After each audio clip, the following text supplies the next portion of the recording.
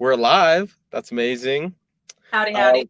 what's up, everyone? Welcome back to Hustle Science Experiment here on LinkedIn and YouTube. I'm really stoked because today we've got fellow growth hacker, marketing tech extraordinaire, Jamie Collier on the show. Jamie, thank you so much for doing this.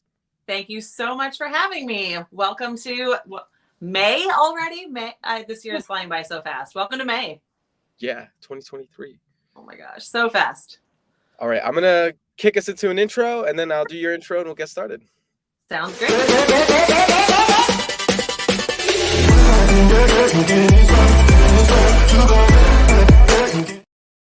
Sweet. I love that. It just always brings me some energy, right before we get into these things. So, folks, if you're tuning in right now, feel free to drop in the comments. Let us know if you have any questions. But I'm really impressed by Jamie here in the Las Vegas community in the startup tech scene. She's a startup founder herself with a company called Josie, which is focused on building smart micro farms. And Jamie has quite of an extensive background in the space that is technology, marketing, recruitment, and growth hacking. And so, Jamie, thank you for gracing us with your presence today. Thank you so much for having me, and I'm so glad we connected a few months ago through Vegas Tech and all of the activities here. But thanks for diving deep and saying, "Hey, let's get to know each other better." Thanks. Absolutely. So I know we're going to talk about, for our business lesson, we're going to be talking about the importance of starting with the end in mind. And our life lesson, we're going to talk about something from the 4 agreements. But before we do that, could you just share a quick introduction of your career, your background, and how you come to be? Sure. I'll try to keep it brief. How about that? It feels so expansive sometimes. So I've been in technology, primarily startups, and Microsoft and Amazon for about the last 15 years. I worked on and off with Microsoft for almost a decade as a senior recruiter for Xbox and their climate division, as well as most of their video games and HoloLens. So I got a taste of mixed reality about 10 years ago. And for the last decade, have really focused on building relationships and building product in future technologies, including virtual and augmented reality, video games, blockchain, games on blockchain, and now most recently started my own company about 8 months ago, focused on how we grow our food with more sustainability, global impact in mind. I have a 15-year-old daughter, and it struck me a few years ago that while we were having a lot of fun in Roblox and in the metaverse and different environments that we were building and I was a part of, a bigger conversation was what's going on with our planet as a whole. And as a plant-based person myself, primarily, I started to take an interest in what was happening with just how we were using the technology we're building to build more sustainable cities and growth patterns as well. So, I feel like I have touched on a little bit of everything in my career. I was a front-end developer, UX designer. I've been a growth hacker and a marketer. I've done public relations. I've done people operations. And I feel like all of that kind of gives me this holistic approach to working with entrepreneurs and startups currently in kind of setting visions and setting goals and where we're going and where we came from over the last 15, 20 years in technology. So I'm a nerd on what's coming, but I'm also happy to dig into where we've been and ways we can improve. So I'm a little bit of everything, but at the core, it's future tech and those people relationships for sure. Amazing. And I was when I saw you pitch for the first time pitching Josie, I was just super impressed by the vision. When I talk to startup entrepreneurs, I ask them or I try to push them and say, hey, think about as many ideas as you can. Don't shoot ideas down yet. That's not the stage for this. Try to have a broad vision. And I can't, I think the vision that you laid out was the biggest vision that I've heard, all year in the startup scene, especially in our local community. And so can you share what that is for Josie? Sure.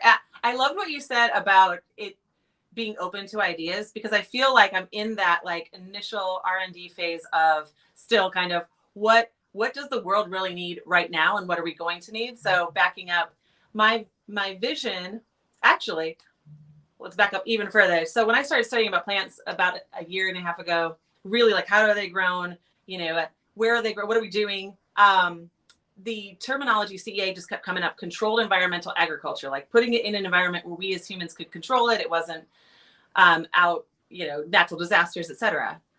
But I woke up one morning and realized that my daughter's name, Josie, tied really well. And stepping back, I wanted to actually leave a legacy for future generations. And I thought, how can we not only use this technology here in Las Vegas, whatever it is, right? How can we build a solution that we can feed people here in Las Vegas, since we don't have farmland, where we don't have access to a lot of water, like we're very limited in our resources. And then I thought, okay, well, and I've got friends at Blue Origin and SpaceX, and I said, well, I see a future very soon in which we are going to be making more and more extended trips to space. So what if there's an intersection where the technology we're going to need to grow agriculture and sustain human life in space, we can start testing some of that here in a space-like desert environment, right? A very hostile land environment. And so I've been having a lot of explorative conversations. Is it big farms? Is it containers? Is it a refrigerator? Is it an app? What that looks like.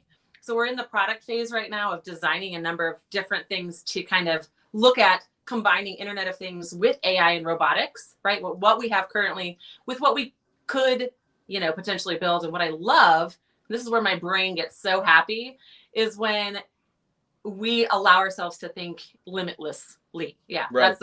And say like anything is possible. Just because we haven't built it now, what we know about technology is that it's always evolving. We didn't have, different we weren't talking about Chat GPT even 6 months ago, right? Even though it was in the background. So taking what we have and taking what we're going to need, I am like, okay, now how do we grow happy plants in an environment that can then scale and grow and sustain us? And so I don't have all those solutions right now, but it's been so fun to be able to open up the conversation with like PhD level scientists, people from NASA and SpaceX, and be like, what do you guys do? Like I had a NASA researcher reach back out to me yesterday because I just sent them an email and said, what kind of equipment do you use? And I'm just some girl from Las Vegas who says, like, would you be willing to talk to me about what you're currently using and what's on the spaceship, and like what a startup who wants to create a solution in this space might help with, right? And that's been a lot of people think it's a really big idea, but my brain can see for 10, 20 years in the future, and I see a future where we have green cities and we have green spaces and we have more controlled environments for at least our produce and our agriculture. So it's more the journey for me than the destination, if that makes sense. At this point, more of what could we create? What do we need to do? Then it has to be this. I'm only building this. Like, that's not my brain. My brain is like, we're an inventor. Anything, yeah, like you said, anything is possible, and that's the space. So that was a long vision of Josie, but it just comes from background in tech, and then what we could do. I love it. Yeah, it is super intensive, and it is going to happen. And I think that it's much needed because, and I love what you're doing with, connecting it to a bigger vision of, hey, we're going to go colonize space. People are going to need to have That's grow. it. Yeah. People need to eat vegetables in space. Otherwise, we're going to look all sorts of weird in the future.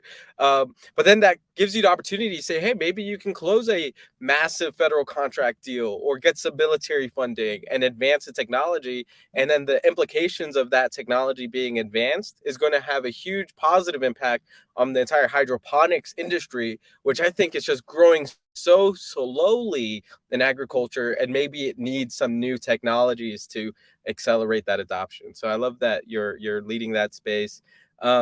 Today's business lesson is starting with the end in mind, and I know you've got a couple examples of what that means, but why don't you open us up and share this business lesson with us today?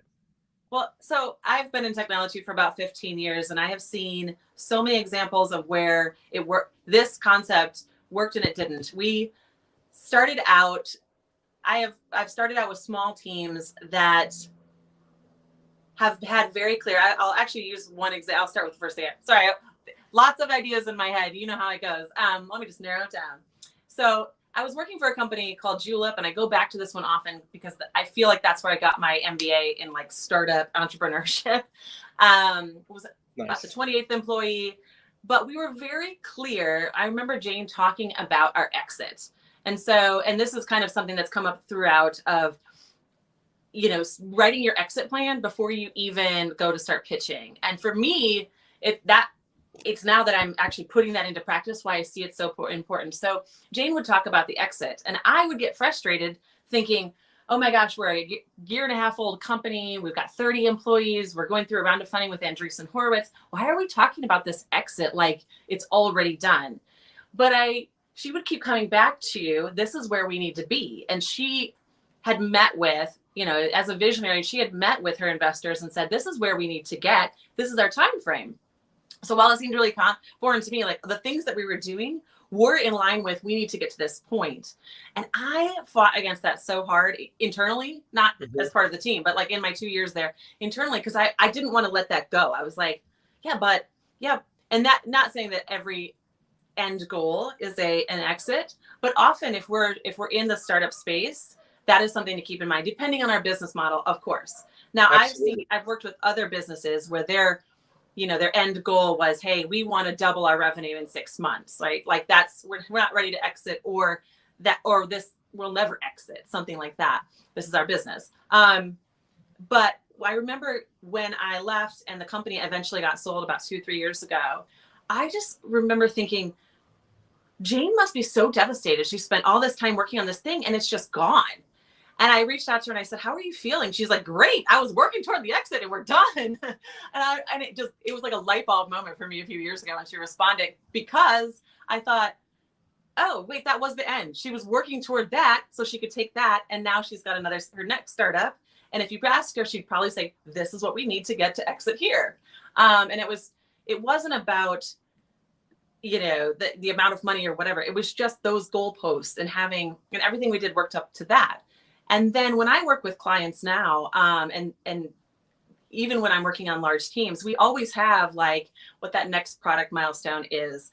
But I've also worked on teams, and I've also had jobs that I didn't last very long in, my own choice, where I started out in the first week, okay, what are my goals? What are my KPIs? Well, you know, we just want you to do a really good job. Or, well, we just do your best. And I have realized that without those very clear, do we know where we're going? Do we know what we hit? It is easy to fall into a lot of confusion in between. And so now, like even with Josie, you're talking about space plans. It's very vague because I'm like, yeah, I want to see my machine on the space station in 10 years. Okay, no one's doing that. So how do you? But by having at least an end goal, you can change that a little bit, and you can backtrack. You can reverse engineer, even if it's a small goal. Even if it's, hey, 3 to 6 months, for example, with what we're working on right now. But when we start to change the goalposts a bunch within a small team, or as an entrepreneur, or even within a large organization, people get confused. They don't know kind of where they're going. They don't know how to follow you toward, battle. So those are just a couple of examples of setting the end goal in mind. And again, in startups, a lot of times what we talk about is the exit in 3 to 5 years or 5 to 10 years, being prepared, what that looks like. But maybe your end goal is, how do I get funding? Like right now, my next goal is a round of funding with a specific amount. And so, because yes, I'm thinking exit, and that's so foreign concept to me as well, even though I've gone through that for years. Setting a goal, but then also recognizing that you're going to go through a lot of different adventures to teach you a lot of lessons along that goal, right? But I talk to people all the time and I'm like, well, what do you want to do? Oh, I don't know. Where is this going? And I think pitching is so important, because what it's taught me as a founder, right? And I didn't do this until like a year ago. It taught me I have to be very clear about where I'm going. And so that's that first step of like, you set that goal, know where you want to be. Whether that's and as we grow up, we have these goalposts, 8th grade, 9th grade, college, whatever that is, people have set goals for us. When we get out into the workforce, it might be that promotion or that thing, especially, but it can be very ambiguous in startups and entrepreneurship. Yeah. So it's very important that we as entrepreneurs set our own goals, and then also just kind of look ahead, know what our finish line is, know what our next milestone is. Absolutely. Yeah, I love that. I think there's a lot of flexibility in setting goals, or in terms of how you define what the end goal is. And for some people, it could be an exit. Selling my company for this amount of money. But I think some entrepreneurs, they don't want to necessarily sell their business. Like for me, that's not what I want to do with Tech Start, but I do have an end goal in mind. For me, it would probably be, I've been hearing the word founder funder a lot lately, and Yeah. I've always thought about I'm building TechStart as this company that helps launch brands and do the like digital stuff. And I would love to have that be my resource to back other companies with, and almost be Yeah. like an incubator, right? So that's kind of my end goal. But I also love what you said too. The end goal doesn't have to be necessarily a financial thing, and it doesn't have to be a time thing. It could be a moment that we're gonna cherish for the rest of our lives, like seeing your plants on a space station, right? That is an amazing goal to have. And yeah, when you That's do that, capture that moment for I us. was going to say, you touched on something really important there, because I think oftentimes we think about, oh, if I had $10,000 or $100,000 in my bank account, we think about the thing versus the feeling. And my practice recently in the last couple of years has really been imagining that moment. How do I feel when, right? Hmm. When I have that funding, or whatever that next goal is. How do I feel when I take my daughter on a trip to France this summer? Knowing that since that is a goal, right? A trip to France for summer. Okay, well, all these things have to line up and come to place. But how do I feel? And I think that's a really big part of our visualization and manifestation journey that we don't talk about enough, is imagining ourselves in that moment. And the second part of that would be to put into place habits and practice that help us to become that person, right? So that when we reach that goal, we are the person that is capable of holding that goal. And one thing in my life right now, I'm millionaire mindset. I'm really, really reprogramming. I've never been a millionaire, kind of close, but I've never been a millionaire. And so I said, well, what would it take to be not just the goal of I want to be a millionaire. That is a goal. Once Hmm. Hmm. that's when I'm looking at those zeros, that's a goal. But how do I feel? And not just one moment. How am I showing up so that I'm a good steward of the resources of what it takes to manage $1 million family, business, empire, whatever relationship? Am I right now, do I have the habits and skills to be a good resource of that? And how do I show up for that? So I think it's the journey, but by setting that goal, like, hey, I want to have $1 million. That's not my exact goal, but if that is, what are the steps? What is the person that I become on a day-to-day basis, so that when I have that goal, well, then the goal changes again. Of course, we're always moving that goalpost, but then when you actually show up for it, you're like, oh wow, I'm ready for this. Like I've been planning on how I would feel when this goal came about. And I've seen that so many times in startups and entrepreneurs and content creators and public figures that are like, hey, I really just kept my eye on that thing, but I had to become the person to hold that thing, to bring that thing to life, whatever it is, whether it's a startup, a team, or whatever that happens to be in your life. Even if it could be a relationship, it could be getting married, or whatever your choice is. And but you still have to show up. Like my goal is to get married. You have to still show up for the person that can Yep. become that. So that's what I'm learning currently as well, even though I know.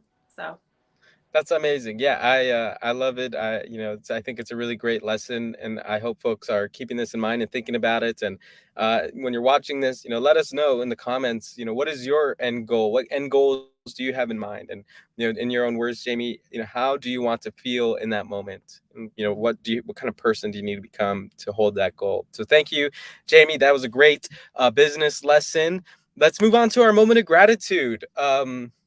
There's a lot of things going on to this around the world in our lives, professionally, in the news.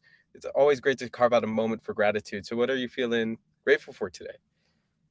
I'm grateful that I'm standing on 2 feet, to be honest. I just sent my dad off this morning back to Utah. I'm at my parents' house right now because my family has come together to support my brother who's in an accident. But I'm grateful for, and this is going to sound so silly, I'm grateful for pain. I'm grateful that I woke up a little sore today, because that meant I could actually feel my body Yeah. parts, like, Yep. Yep. Yep. like in a weird way. I'm grateful for just the ability to stop and take each moment as it comes. Right now in my life, I've often been too busy, and if something like this had came up, I wouldn't have been as available. So I'm so grateful that in this season of my life, I had bandwidth to really support my family, but also I'm grateful that I have 7 siblings and parents. Family is really important to me, and I'm really grateful for the amount of love and energy that's surrounding us right now. I'm amazed. And I'm grateful to just be able to move and take each moment very preciously, because we don't know when something might happen. But I don't think that way. I just think I'm so grateful to be able to level up in love right now, if that makes any sense. Yeah, that's I feel you there. We're all relearning. Like, he's relearning how to do everything, and we're kind of relearning. Oh my gosh. Well, our prayers, thoughts, condolences are with your brother. I'm glad he's still here and going through the recovery. I know that's a lot for you and your fam to juggle. Did you say you had 7 siblings? 7. I'm the second oldest of 8 kids. 4 boys and 4 girls. Oh, that's cool. And Nice. 6 of us work in tech. That's awesome. So I have 5 siblings. I'm the oldest of the 6 of us, and grateful for my siblings. You know, they'll So always. you're an oldest, and I'm a second oldest, which means probably we just clashed. Like, you'd boss me around, and I would just try to go off and get into trouble. That's true. Yeah, that's probably. But the oldest always has to keep everybody in line, right? Is that your job to keep? I didn't mean. Go ahead. I'm so grateful. No. You're good. You're good. Yeah. You're uncovering some things I don't want to uncover in terms of like sibling rivalry and all of that jazz. But I'm proud of my we'll save that for drinks later or something. Yeah. But I just want to say I'm proud of them, and my brother never watches my podcast, I don't think, but he's. I just want to give him a shout out. He just won the President's Innovation Challenge a couple days ago at UNLV. So that's also startup. I love seeing them, kind of grow and be successful. So I'm just grateful for family. We got big families. That's great that, we have that. Okay. Our life lesson is don't take anything personally. And it comes from the book, The 4 Agreements. It's a really great book. It's a spiritual book. Can you tell us more? So this is actually just a little condensed version by Don Miguel Ruiz. Okay. I actually read the large version, and then my friend Dave let me borrow that one because I needed it. The book goes over the 4 principles, and they're just 4 agreements that you make with yourself. I'll read them real quick because I want to hone in on one. The first agreement is be impeccable with your word. Every one of these, by the way, just was like dagger to my heart. Are you doing this right now? Second one, don't take anything personally. Third, don't make assumptions. And then the 4th is always do your best, like building on the first 3. And the one that really, really, the life lesson that I'm really going through right now is don't take it personally. I tend to be someone who wants everybody to get along. I'm a people pleaser in that if we're in a group setting, I'm making sure that everybody is like harmonious and like all this stuff.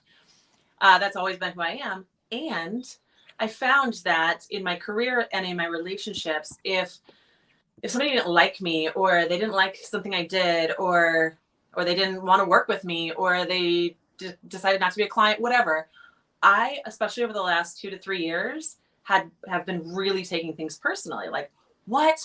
And for me, it was getting inside of my own head of, what do I need to do? How can I be better? How can I do to, like, I was beating myself up trying to win people's approval that just I didn't really vibe with in the first place. Yeah. And so, and this came to I had a really deep conversation a couple of weeks ago with my friend Dave, and he's like, Jamie, stop taking everything so personally. Cause I was like, yeah, but this and this, and I could hear myself. You ever have those moments where you can you don't feel like you're in your body. You're like, I can't believe I'm saying this, but I'm still saying it.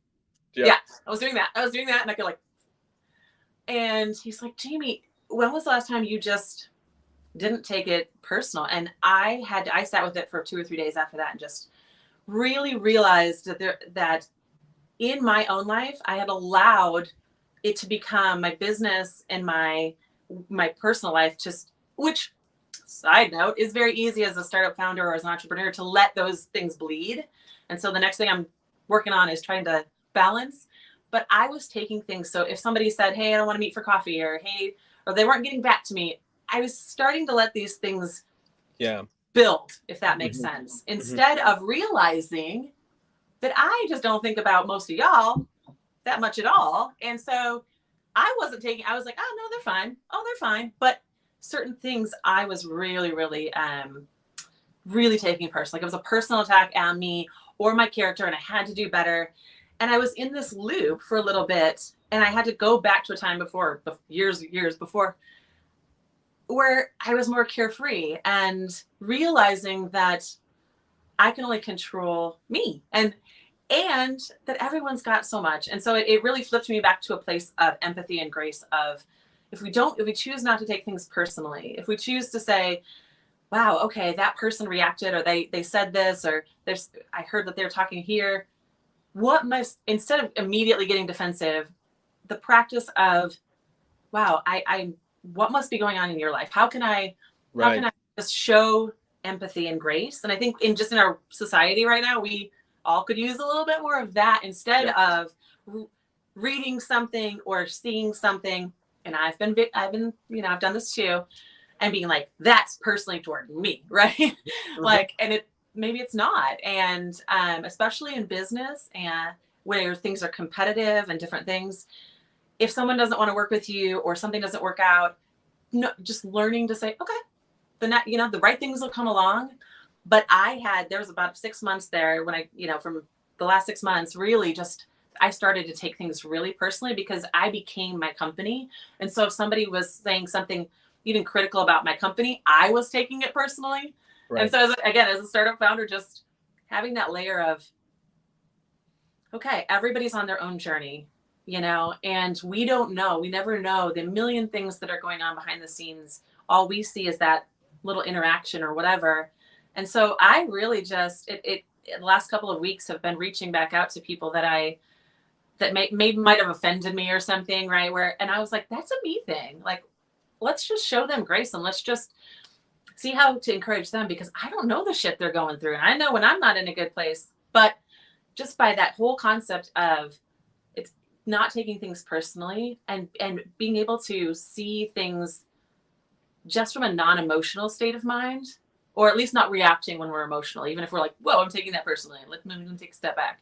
And that's just been really helpful. But the other two, be impeccable at your word. And oh my gosh, I'm blanking on the other one. Oh yeah, don't Oh, make I got them assumptions. here in the comments too. Oh yeah, be impeccable at your word. That one hit me really hard because I'm like, how many times have I said, yeah, I'm gonna do this, and then I'm like, nah, I don't feel like it, whatever. That's been really, really hitting me.